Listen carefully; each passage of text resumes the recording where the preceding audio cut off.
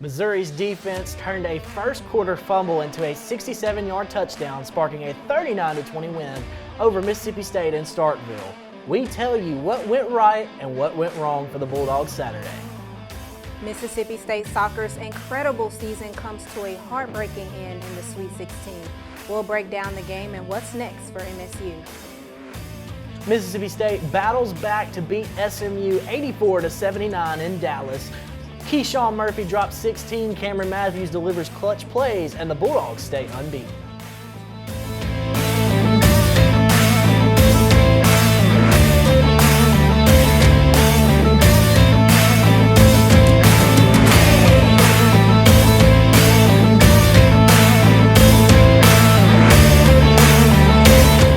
Welcome into the Sports Effect. I'm Dylan Flippo. And I'm Tiara Tidwell.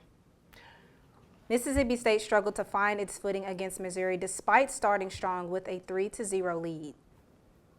A first quarter fumble turned into a 67-yard touchdown for the Tigers, shifting the game's momentum. The Bulldogs had chances in the red zone but settled for just 6 points on 3 trips, while Missouri controlled the clock and the line of scrimmage.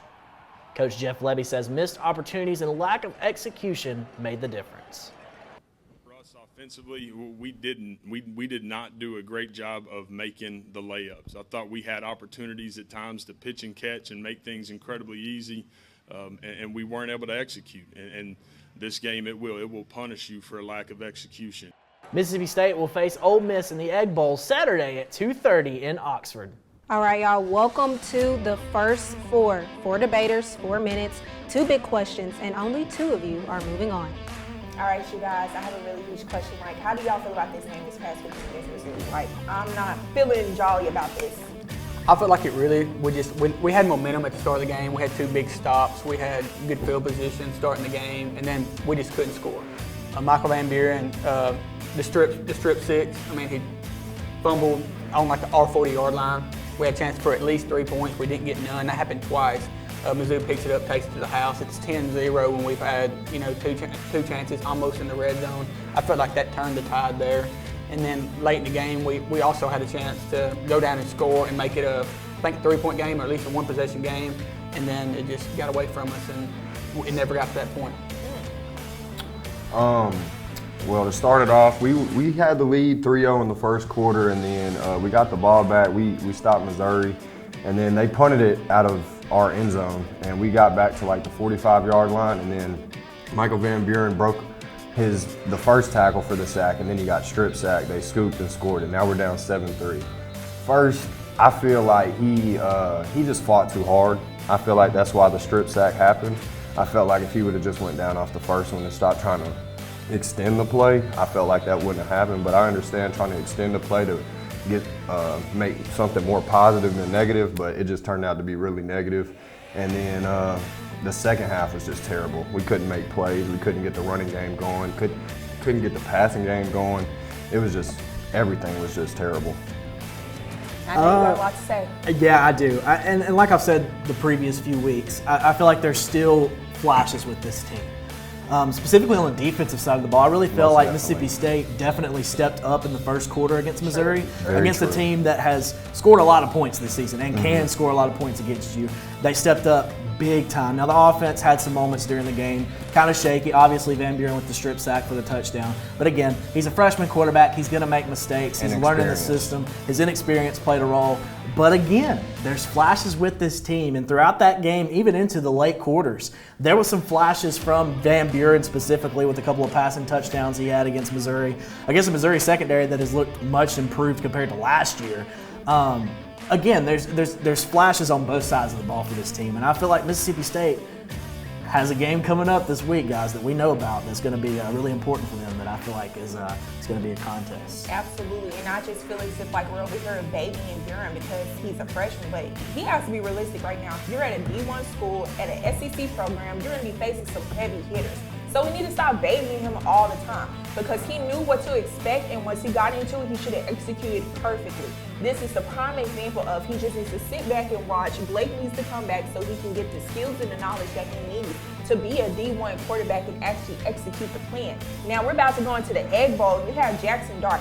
who had a really devastating game this past weekend against Florida. Let me tell you something, them tears are going to turn into some motivation to him. He's not about to get no interceptions this weekend. He's about to get a straight touchdown after touchdown. And Van Buren may get intercepted, and they're going to get lots of pick sixes. So if we're going to be realistic right now, Buren really needs to go back to the drawing board. Levy needs to really motivate this child and really get situated in actually bringing us home the Egg Bowl, because we lost it last year. So how are we going to get it back this year when we have not won one SEC game this whole season? So you tell me how we're going to be super optimistic that we're going to win the Egg Bowl. Whoa, I'll tell you something. You know why we're going to win the Egg Bowl? It's because old Lane Whiffen is coaching the Ole Miss Rebels this year. He went down to the swamp and he just threw away the playoff chances for Ole Miss. I mean, consistently, Ole Miss has looked fantastic on the offensive side of the ball. They go down to the swamp, and it looked like a completely different team. That looked like the team that competed against Kentucky and lost the game to Kentucky earlier in the year, and Kentucky has done absolutely nothing this year. So Ole Miss's playoff hopes are down in the drain. Jackson Dart's throwing up the hood back in the press conferences, crying his tears on the sideline, and Mississippi State's coming to town this weekend. And I feel like what you're going to see with a lot of these players on the Ole Miss sideline, a lot of them are defeated. Playoff hopes are dashed now, and you're going to have a lot of players opting out. Ole Miss is banged up. This is a prime opportunity. We've said it all season. What game is going to be the game for Mississippi State? And it's going to be the Egg Bowl this weekend.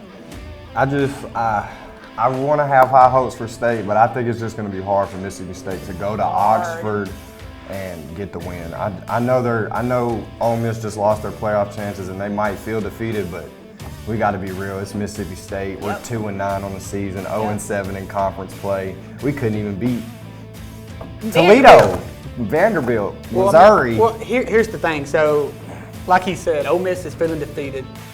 The Egg Bowl is always crazy. A lot of times the worst team wins it. I know it didn't happen last year, and I think it didn't happen the year before that, but a lot of the past years, it's been the worst team that's won it. So I feel like with Jackson Dart being so defeated, Lane Kiffin, the showing that Ole Miss had, I feel like the Dogs have a good chance. I think that Michael Van Buren's going to come out and throw some yards, and I feel like if we're going to get those stops like we did at the beginning of the Missouri game and capitalize on them and get a lead on them, and I just think the Dogs are going to pull this one out. Absolutely not. Go ahead. I'll go. I'm just saying, this is going to be Van Buren's first time at Ole Miss for an Egg Bowl. This is going to be a whole different atmosphere for him throughout this whole entire season that he's ever played. So we cannot sit here and be optimistic that we're going to win. We are last in the rankings in the SEC program. There is no way in living, you know what, that we're going to win, and that's just simple as it is. So you can keep arguing about it, but I'm gonna be realistic with you. Delusion is not gonna solve this. We need to be realistic about this. There's one point that I want to end on here. You talked about the fact that Van Buren hasn't played in an environment like Ole Miss, but he went to Texas, he went to Georgia, and he put up some points against the top teams. He's seen the tough environments. Barely, and we still lost. You know, there's 3 teams in the country that have scored more than 20 points against Georgia this year: Alabama, Mississippi State, and UMass this past weekend. But Mississippi State is one of 3 teams to put up more than 20 points against Georgia at Georgia. Kentucky to add that on. Kentucky didn't? No.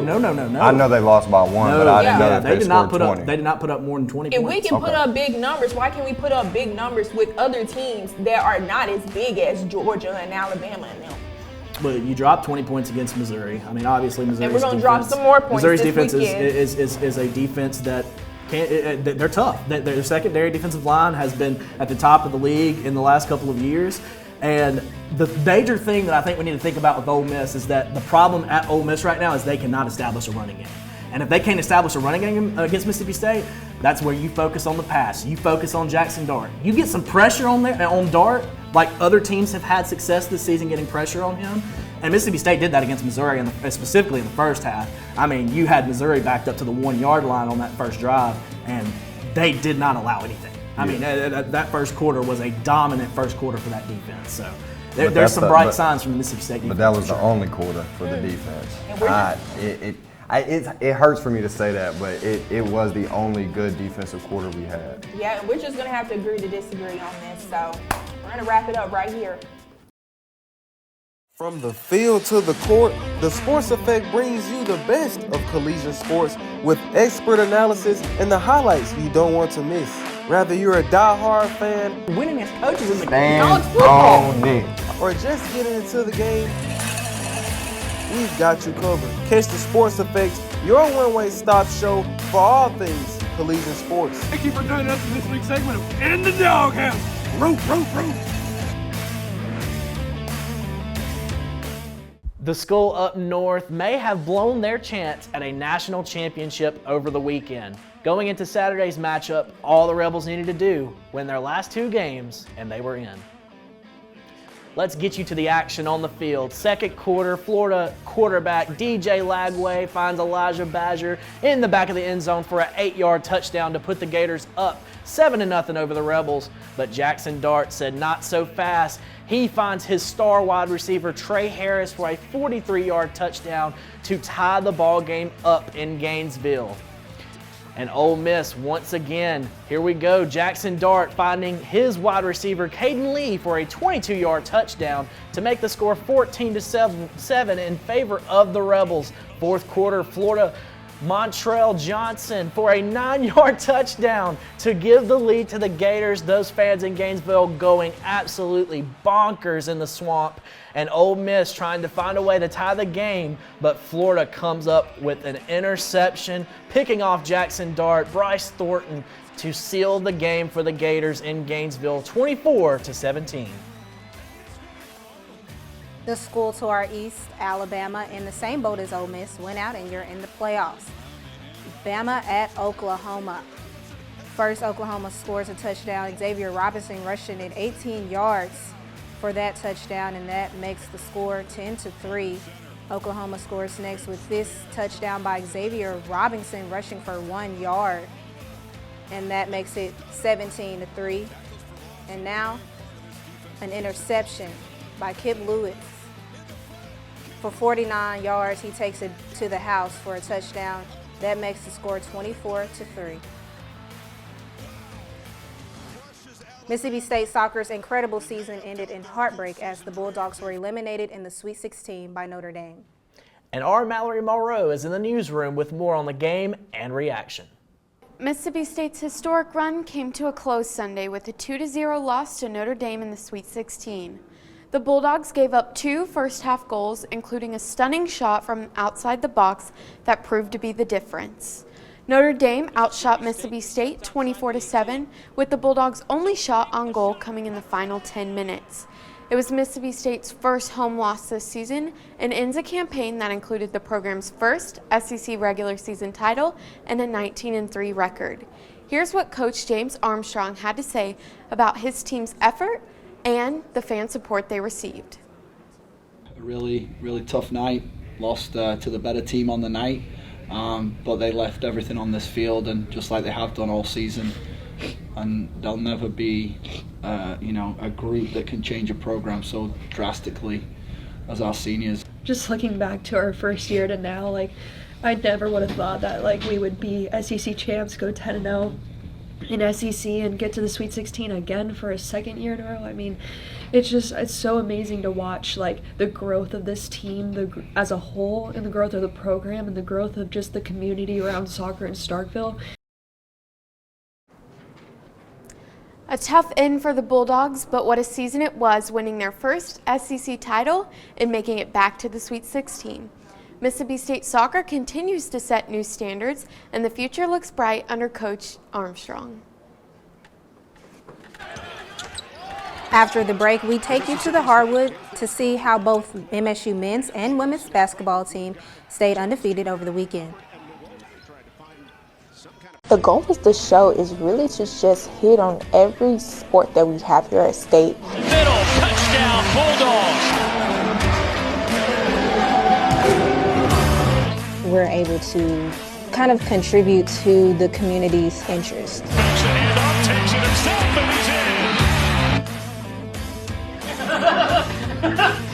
It's just like a pat on the back. I feel as if we're making history over here, so I think it's great. Mississippi State fought hard on the road in Dallas and came out on top against the SMU Mustangs. Here's how the Bulldogs kept their perfect record intact. Mississippi State overcame a cold night from point guard Josh Hubbard, relying on a balanced attack to defeat SMU 84-79 in Dallas. Keyshawn Murphy led the way for the Bulldogs with 16 points, while RJ Melendez added 15 to the total. The Bulldogs trailed early but took control in the second half thanks to Hubbard's layup and a clutch three from Murphy. Cameron Matthews stepped up with a career-high 8 assists and a game-changing steal in the final minute. Like, we have no chance to win this game if you guys don't work offense together and play together. And this team hasn't been that way. Like, it's just, I don't know how it happened. I really don't. But I'm glad they corrected it, and that's the biggest difference of why we played better in the second half offensively, is they just played with each other and shared the ball and, got practice into the game, and that'll be a great film session for us to learn and go from. Well, the Bulldogs are now 5-0 heading into their next matchup against UNLV. Mississippi State women's basketball cruised to an 80-35 victory over Jacksonville at the WBCA State Farm Showcase on Sunday. Sophomore forward center Kiara Montague led the Bulldogs with a career-high 17 points. Graduate guard Kayla Jordan notched her second consecutive double-double, adding 12 points and 10 rebounds, while Inaya Russell contributed 12 points off the bench. The Bulldogs dominated the paint with a 50-18 scoring advantage and held Jacksonville to just 18.9% shooting, the lowest by an opponent this season. Mississippi State remains undefeated at 6-0, keeping all opponents under 55 points and 30% shooting. Up next, they head to the Cayman Islands Classic to face Utah and South Florida. I sat down with MSU guard Debrisha Poe to talk about her start to the season. That's impressive too. Okay, so Marisha, how do you feel that the basketball season has finally started? I feel very excited. Basketball is so long, like we just year round. So for us to been here since May practicing, and now to be able to finally play, I'm just really grateful for the sport. I love it. Most athletes, they have a reason for playing their sport. So what's your reason? So my why is God, my family, and then me. I feel like I wouldn't be doing this if I didn't love it. But for sure, my family, my brothers, they motivate me. They continue to just believe in me. And then God, I just try to honor him anyway. Basketball is how I speak. And so for me to be able to play this sport and he continue to give me these opportunities, I'm just grateful for it all. What specifically are you most excited for this season? I would say SEC play. I think the SEC conference is just going to be so amazing this year. We got Oklahoma and Texas, 2 teams that's been added, 2 great teams. I feel like the competition levels just everywhere. It can be anybody tonight. You don't know who's going to win. Hopefully we win, of course. We're going to every game trying to win, but I just think it's going to be some really great basketball ahead. So I've seen the words "own it" in a lot of the advertising for the team this year. What does that mean to you? Own it, to me, I feel like the way we ended last year was not the way we wanted to go. We was on a roll, then we lost 5 games in a row, and we just kind of fell apart. So this year we were just really owning where we're at, owning practice, owning our mistakes, owning the good, owning the bad, just really being where we are, present where our feet are, and just owning every bit of it, just taking it all in. What's kind of the vibe in the locker room right now? The vibe in the locker room is really just keep going, keep practicing. We're playing for bigger. We happy that we're winning, but we want to play for bigger. We want to go far. We want to do great in the SEC tournament. We want to make the NCAA tournament. So we're playing for championships, and so our head is just stay locked in, keep going hard, keep growing together. What do you think is going to take for this team to win and win a lot this season? I just think consistency. Sam always says, fail fast, learn quick. So we're okay with failure, Failure comes to the game of basketball, but really make sure we stay consistent, being willing to grow, being willing to, when we come in, practice hard every single day. Practice what you do in practice is what you do in the games.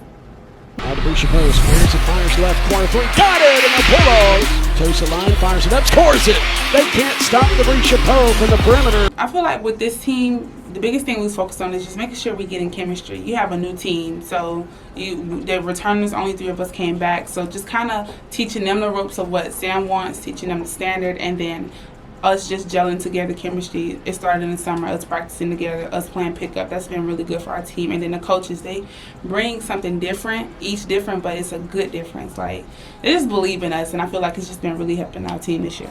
Here's McFawn. Out top to Poe. And she'll knock down the three. And that's the one that you weren't shooting them, so. Being a student athlete isn't easy. It is a lot to balance. Right now I'm physically tired, but it's like a commitment, you know. Basketball is what I do, is what I love, but I have a future. I want to go to the league, but then I also know I want something to fall back on. So it's just something you have to truly be committed to. And it's teaching you, it's just preparing you for the real world. You know, it's going to be things you don't want to do, things you don't feel like doing, but you have to do. So it's just teaching you commitment. It's really character, and it's what I love. It's what I'm passionate about. So I want to go get it. I want to be a sports analyst. I want to do sports commentating and also sideline reporting. Like, I've been really finding my way and really being creative with it. Just these opportunities has really helped me, like, be for sure of what I want. So I know that's what I want to do after basketball or during basketball, the free time, like I want to do it. Coming to you live is Debris Chapeau with the SEC Media Live, and today it's been amazing. It's a great experience. You got a bunch of athletes here, and so this year is going to be off the charts, and I'm excited to see. Are you? Oh man, look, how's that? She's just going to take my job for the rest of the day. See y'all. Bye. It's been a really great experience. You know, it's different when you're the person behind the camera or beside the person that you're interviewing versus like right now I'm the person that's being interviewed. This part comes easy to me, but it's really been teaching me how to step out of my comfort zone and really work on active listening and just perfecting my craft. So it's been really great to see, and I just wanted to continue learning on it and building off of it. After the break, Tiara, we are going to take you to the Dawg House. Yes, Cody Rigdon has a special edition you do not want to miss.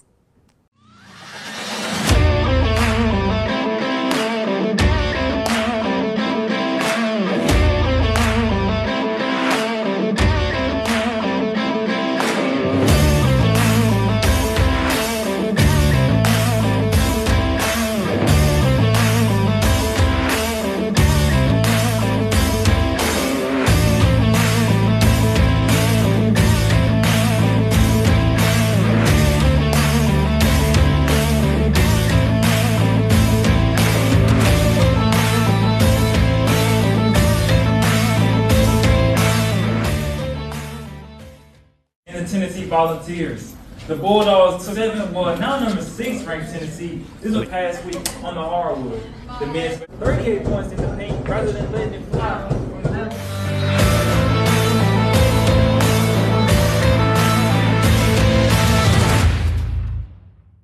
Welcome back into the Sports Effect. Tiara, it's time for the Dawg House. We check in with Cody Rigdon to see who made the naughty list this week. Hello everyone, and welcome to another segment of In the Dawg House. This week, I switched it up a little bit. I've asked people from around Mississippi, who's in the Dawg House? Hi, my name is Michael Burial, and East Central's in the Dawg House.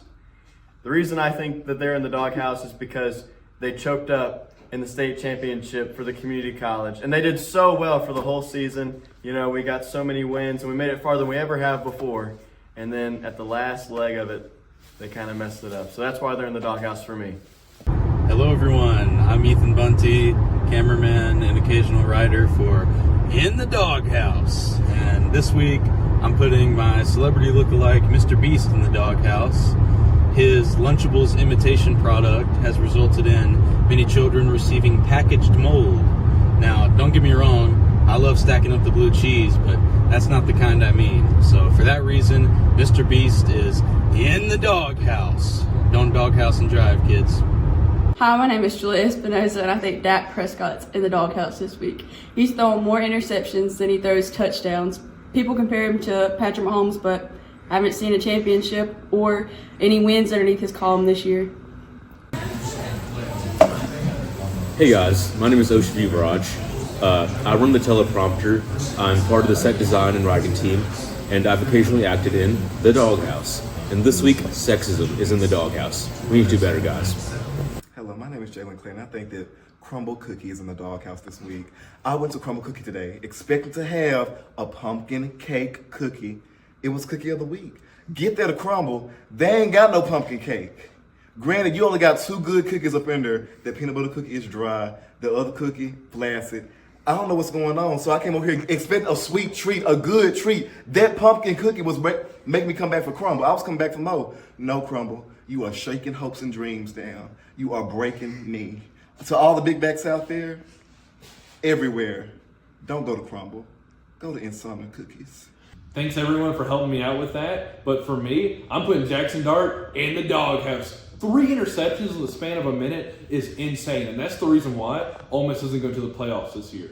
But that's all I got to say, because this is the last segment of In the Dawg House this semester. And I want to thank each and every one of you for watching this and watching this amazing show me and my amazing crew have put on. Thank you, Mr. Marcus, for allowing me to do this segment.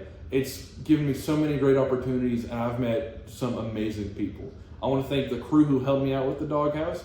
Their interviews are in here. I love them. They've been amazing and helped me out so much this semester.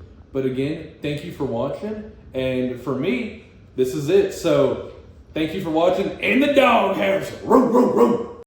Thank you so much, Cody. I've really enjoyed that segment all this semester. It really is so hilarious. Very. After the break, our final 4 minutes of debate.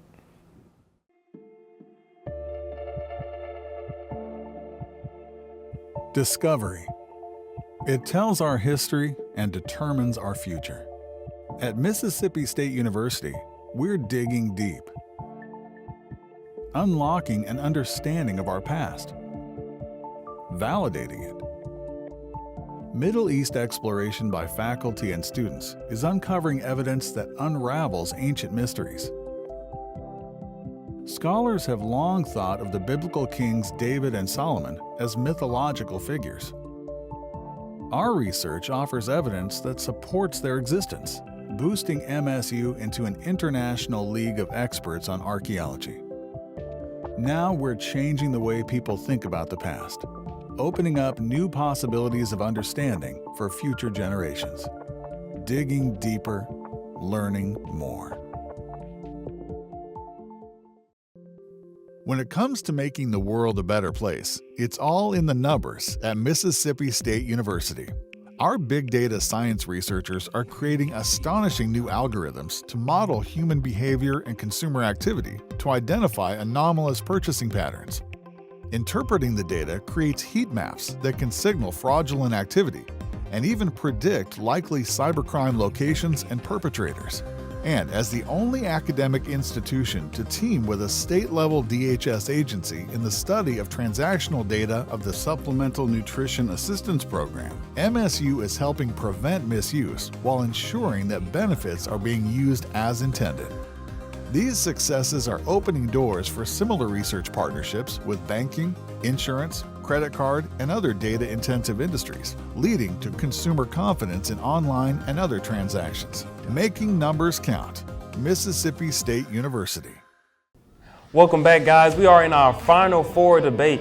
So it is a close race when it comes to SEC teams. You know, the college football season is slowly winding down. And there are a few teams with only 3 losses that still has a chance to be in the college football playoff. You know, they expanded to 12 teams now. So out of the 6 teams, you have Texas A&M with 3 losses, South Carolina with 3 losses, Alabama with 3 losses, Ole Miss, and Missouri. So Dylan, which one of these teams do you think really have a chance of making the playoffs still? Yeah, well, so obviously we have a lot of 3-loss teams kind of vying for that playoff spot at the moment. I mean, they're all kind of beating up on each other, but despite what we saw this weekend, I feel like the Alabama Crimson Tide had the best chance to make the college football playoffs this year. Obviously, tough loss on the road against Oklahoma. Rowdy environment. Oklahoma really wanted that game. They showed some stuff that they hadn't showed all season, specifically at the quarterback position. Jackson Arnold played fantastic. Milroe had an off game. But if you look at Bama's schedule, I mean, obviously, tough loss to Vandy on the road. Tennessee, obviously, on the road as well. But, I mean, 3 road losses this year. None of them have been at home. I feel like that had a major factor playing into things. And when I'm looking at the other team's schedule, you look at Ole Miss, who lost to Kentucky, LSU, and then this past weekend to Florida. Obviously, all unranked teams, and Bama did lose to Tennessee, who was ranked at the time. And then we're looking at, the closest one that I think next to Bama is Texas A&M. But Texas A&M just lost to Auburn this weekend. And obviously, the Iron Bowl's coming up this weekend. I feel like Bama has a way more talented team. Jalen Milroe, obviously off game this weekend, but I feel like he's going to get Bama back on track and ready to go for the playoffs out of those 3-loss teams. There's been a lot of chaos in the SEC, but I feel like the Crimson Tide are made for moments like this. They're going to pull off the Iron Bowl. They're going to walk into the college football playoff. All right, Nelson. Well, it's good that you said that, but right now, Dylan, I'm sorry, but you're sounding like every Alabama bandwagon fan right now. I'm going to go with the real Aggies. I'm going to go with Texas A&M this season. Honestly, last season, it was very, much of a setback. They lost their coach. They didn't have a really good record. But this year, their setback really wasn't a setback. It was truly a comeback for them. They got a new coach. The whole offense and defense was really bringing it in this season. I know you talked about the Auburn game this past weekend, but listen, they went into fourth overtime. I haven't seen a game in so long that was overtime 4 times, and they really held their own. They may have lost, but they really put it in. So I really see them going to the playoffs and really bringing in that SEC championship. Now, I know they're going to face Texas this weekend, but it's a 6-point favorite that they may win against Texas. And this is Texas' first time in our SEC program, but this is going to be their first time really facing each other in this SEC. And Texas A&M is really going to bring it in for Texas. Now, I know that's super controversial coming from me, but I'm going to speak facts and I'm going to speak truth. So Alabama, we always say Alabama's going to go to the playoffs. Alabama's going to win the SEC championship. Yeah, they went to the playoffs, but did they win the SEC championship? No. They won the Iron Bowl last year from a Hail Mary. Are they going to get another Hail Mary this year? No. Yeah, Auburn may have beat Texas A&M, and it was a really good game, but the Iron Bowl really brings out the best of teams, and Auburn is really going to bring it in this weekend against Alabama. Yeah, Alabama's really going through a lot. Miro's really warming up, but listen, I don't have time for it. Alabama's not really doing what they really need to do. They lost to Oklahoma this past weekend. They're 2-5. There's no way they're going to be in the playoffs.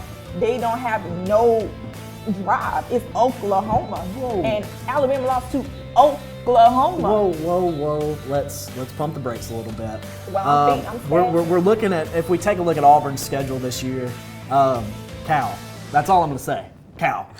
Beat Auburn on their home turf. So, well, I guess we'll find out in the next coming weeks about which team will make the playoff. But that's all we have for today. Hope to see you guys again. Thank you so much for joining us here in the Sports Effect. And as always, Hail State. Hail State.